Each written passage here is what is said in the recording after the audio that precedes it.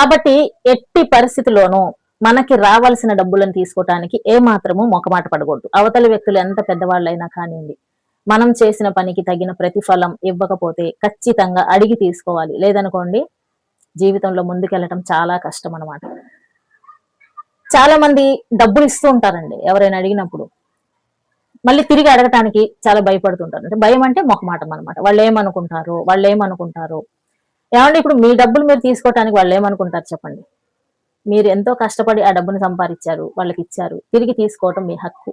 అప్పు కానీ, మీకు రావాల్సిన కష్టం యొక్క ఆ ప్రతిఫలం కానీ ఖచ్చితంగా మీరు అడిగి తీసుకోవాలి. ఇట్లాంటి విషయాల్లో మాత్రం ఎవరికైనా మొహమాటం ఉంటే ప్లీజ్ దాన్ని పక్కన పెట్టేసి మీకు రావాల్సిన డబ్బులు ఏవైతే ఉన్నాయో వాటిని చాలా కరాఖండిగా అడిగి తీసుకోవటం నేర్చుకోండి. ఇక నుంచైనా, ఇప్పటి వరకు ఎవరైనా మొహమాటంతో చాలా విధాలుగా నష్టపోయి ఉంటే ఇక నుంచైనా సరే మీకు రావాల్సిన డబ్బుని హక్కుగా అడిగి తీసుకోండి. మొహమాటాన్ని తీసి పక్కన పెట్టండి.